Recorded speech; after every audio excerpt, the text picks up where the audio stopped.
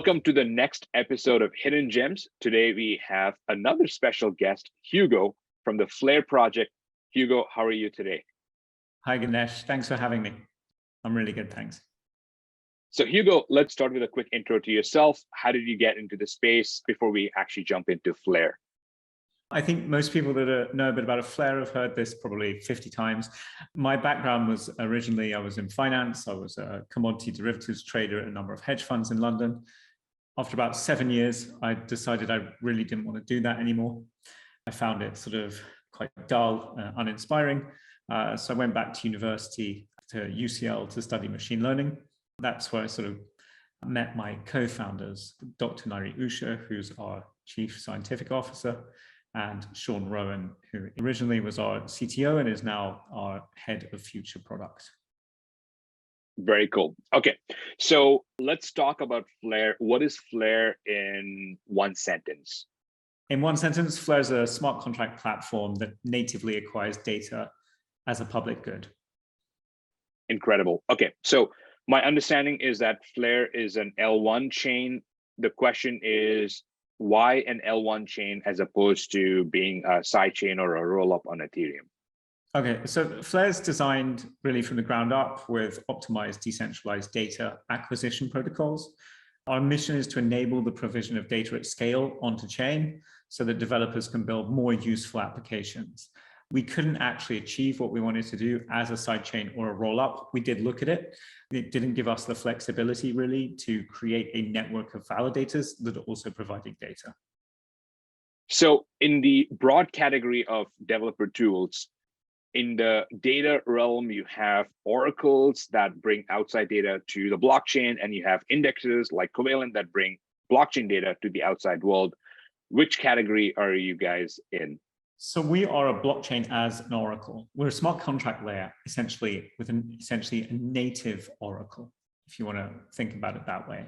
And that gives you some advantages. Like I said, we've designed it ground up to be optimized for essentially providing data in a decentralized way. And that has a number of advantages over, say, an oracle that is built on top of a blockchain. It means we can access certain parts of the network. It means that we can use, essentially different methods.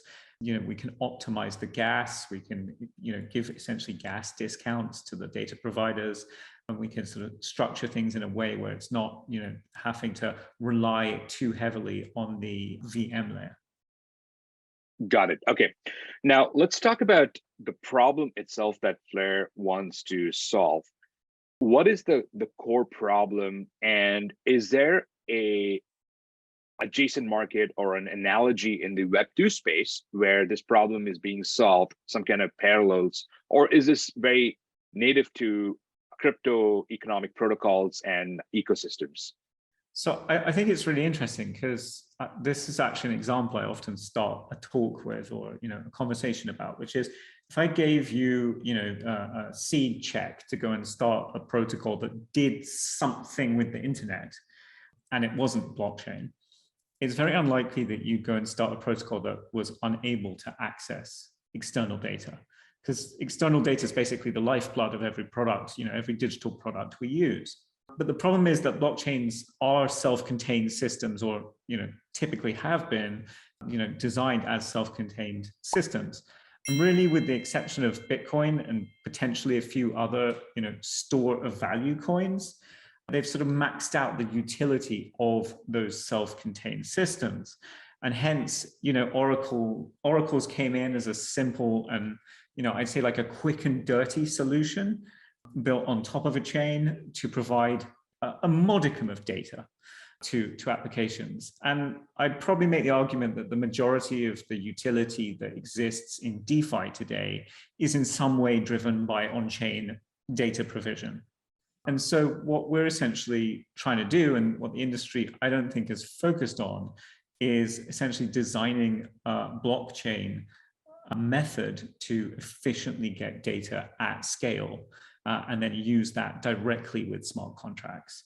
So, we believe that a lot more utility can be garnered by providing really very large amounts of data. Got it. Okay. So just so that I understand, the analogy here, you're saying that blockchains today are in a vacuum. There's no access to outside data, and it can only use maybe historical data that lives on chain. Even there's some challenges, but most Web2 internet applications, it's a given that you can call external APIs and you can, consume other data, remix the data, fork that Yeah. data, and so on. And so what Flare introduces to blockchains, or just to the world, is this capability, this unlock of bringing outside data, but in a blockchain native way, which means it has the verifiable truth underneath and all of those aspects, so that now you can build, I would say, a next level of applications, which up to now wasn't possible because that unlock wasn't available. Is that roughly? Yeah, basically. So we have two types of data systems. Now blockchains are not ideal for data. So we don't rely too heavily on trying to get actually data onto chain. We do have one data on chain protocol, and that is what we call the Flare time series oracle. And that is for prices and time series data. So it could be a price, it could be like a weather index, it could be a stock market, or some other thing that moves over time, and also often something that is essentially not deterministic. It's probabilistic in nature, meaning you essentially, a user would be going to multiple sources to try and garner an estimate of what this value is. And for that, we do have to provide the data on chain, because the applications that use that kind of stuff do actually need the data.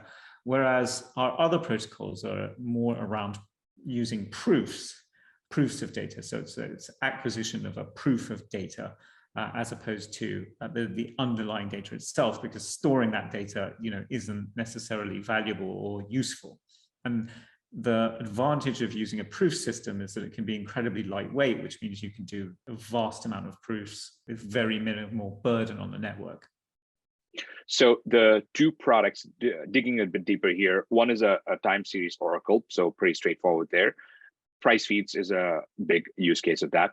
With the proof-based system, I'm guessing you can acquire data and put a proof of that acquisition, which could be a commit or a hash of that data. So that, yeah, exactly. So it uses, the Merkle tree system, where essentially we have an epoch and people will request a proof of a certain thing. It might be like, has this transaction happened on Bitcoin? And the transaction is described in a detail so that each validator can go and determine whether it can or can't, and they then put the Merkle tree root of that in, and you end up with a single Merkle tree root that can be essentially proven onto chain, that relates to many, potentially hundreds of thousands or millions of pieces of data underneath it.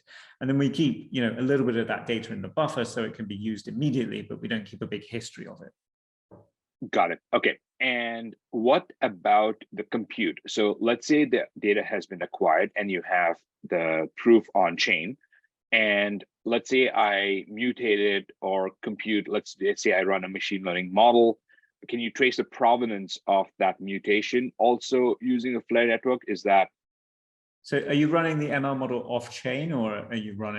It will be off chain. Yeah, so we do think there are applications for what we're doing in machine learning. Specifically, we think there are three.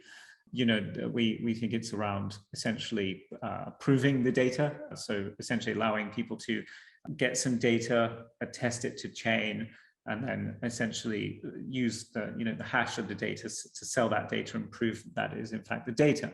We also think that there's ways to run models, particularly the inputs and outputs of models and the middle layers of models, whereby essentially the structure of the model can be, again, proven to chain, so that you can attest that people are using the correct model. Got it. Okay. Let's talk about the actual mechanics here. So you have the Flare network, and then you have the SongBird network. What is the difference between the two? Is it like a testnet, mainnet, like what, or a canary network? Yeah, so it's a canary net. Yeah, canary net, mainnet, right? Flare is quite a big project, and there's quite a few moving parts. So there's these, the data protocols, and then there's a number of protocols on top of that that are being built out by us and others. We think that SongBird's a great way to have essentially a mainnet, but with a beta warning on it, which is to say, look, protocols on this network they're novel. So, be a little careful with it, but it does give people, it gives a more live fire kind of environment than just a standard test net. And hopefully we do recommend that all developers end up, deploying on SongBird first before Flare. It's actually quite innovative. I think it's very different from Ethereum, which only has a test net. And there are moves in the Ethereum world with the Gnosis chain trying to become the Canary network, but I'm not sure how far that discussion has progressed. Polkadot really pioneered the Canary net sort of model, I think. Absolutely. In the Moonbeam ecosystem, there's Moonbeam and Moonriver, if I remember correctly. And they both have their respective test nets as well. So there's like four chains in total. There was Kusama before Polkadot. Yes, exactly. Let's talk about use cases, demonstrations of the technology. What is it being used for today? So I think, I'm hoping that Flare will go through a number of, I guess, initial use cases, which are sort of obvious for crypto, followed by maybe like more novel use cases where people get to grips with the protocols and actually realize, oh, cool, we can actually build something totally new here that hasn't been tried before. I would assume the first iteration of use cases is going to be stuff like bridging. We've put forward 2 bridging models, and a sister company is building, called Flare Labs, is building something called the F assets, which is a delta neutral synthetic representation of non-smart contract coins. So things like Bitcoin, XRP, Litecoin, Dogecoin, Stellar, and those kind of things. And why are we building a non-delta neutral synthetic? We're doing that because we think it's a really nice decentralized way to actually get the value from those chains onto Flare. Then building a second bridge, which will be sort of demonstrating at ETHCC, which we're quite excited about. So bridging is probably the first place. And I think DeFi with a lot more data. FTSO at the moment is kind of still in relatively early test phase. It's been operating for about 1.5 years, but there's ways to scale the FTSO so that it can handle many thousands of prices with immediate updates.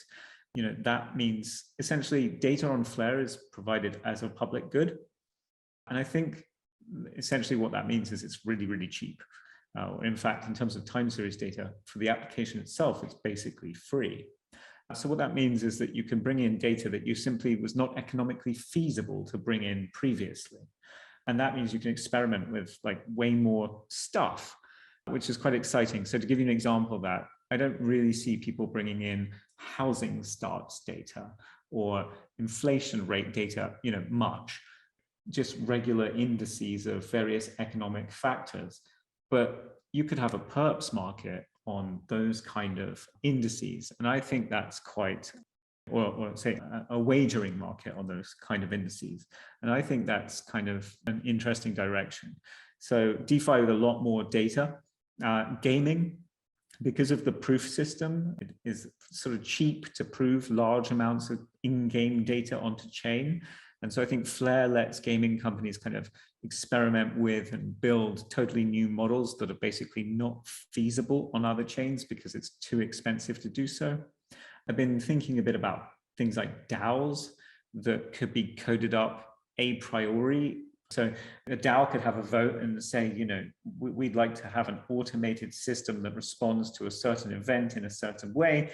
Will you vote on this? And then they write the code for it, and then they implement the code. And then, when an event happens that is external to the chain, the DAO can respond in a particular way. So it's kind of like a way of doing an active fund management directly on a blockchain with like pre-coded stuff. NFTs, I think, that could be changed or issued upon external events. So imagine the characteristics of some NFT changes based on an external piece of data. That's kind of fun. And then I think as we're watching the industry get a lot more, professional and compliant, I do think identity is a great thing for Flare there. And then last of all, so that's the kind of low-hanging fruit. One of the first things we're thinking about for the kind of stretch use cases is machine learning. Obviously, we have a little bit of background in that. Many members of the team have a machine learning background, and we'll be releasing some think pieces, papers on that, in the near future. So let me just ask another question about the acquisition pipeline and how the economics flow through. And so there's someone who is submitting a proof to the blockchain, So and there's they're the first step is a request for attestation, okay. which is incredibly lightweight transaction. Then that request for attestation goes into a sort of a pool of attestations. Then there's an agreement phase during the epoch, whereby essentially we find the vector of everything that the validators think can be agreed. And then essentially we then take that vector, and then the validators submit their Merkle tree proofs for the entire set of data. And then assuming they agree, essentially there's a consensus round. If that consensus round comes out correctly, they say, yes, this is the correct Merkle tree proof, then we can say that those attestations and requests are in fact valid. Okay, got it. So if you look at the entire picture here, not just the acquisition side, so you have the supply side that is, I guess, not fulfilling, but submitting these proofs and has this pool of attestation proofs and so on. And then you have the demand side that is actually consuming the data. And is the Flare network like an auction model where you have market pricing that determines the supply and demand match rate? Or is there like... We will probably get more sophisticated with that over time. At the moment, we call it data as a public good. And what do I mean by that? Well, it's the validators that are providing this data. And so they're getting the inflation from the network in the same way traditional validators do. I do think over time, as more and more data types are added, especially where there's like a fee to access that data for the validator, then I think there can be markets for certain attestation types. So it might be that there's a whole list of attestations that are free, essentially paid for by the network, data as a public good. And it might be that if you request an attestation from, say, Twitter that has an API cost, you might need to pay a small amount on top. Let's now switch gears and talk about FlareDrops. How do people qualify about it? What is the FlareDrops program? We wanted, in order to achieve decentralization, we really wanted to, and to bootstrap the network, we really wanted to distribute the token very widely. So we distributed the original 15% of the token. So that was the initial token supply. And then, there's a distribution of the remaining tokens per month to people that wrap their Flare tokens. And that goes on, well, it's happened for 4 months so far, and it's got another 32 months to run. Got it. So that's the FlareDrop program. Yeah. And for someone to participate in it, all they have to do is hold their Flare or wrap their Flare? Okay. Wrap their Flare. I'd also recommend they delegate to a data provider, as this is essentially how the data provider system works. And they get, obviously, a share of the returns from that delegation. Got it.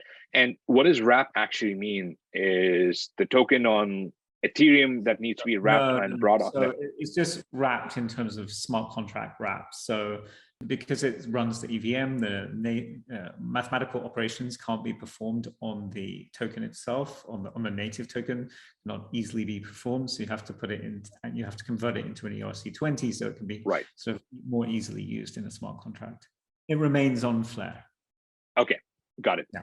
Let's talk about Covalent. So you guys have been a big supporter of Covalent for almost half a year now, during the testnet phase and even before the network launched.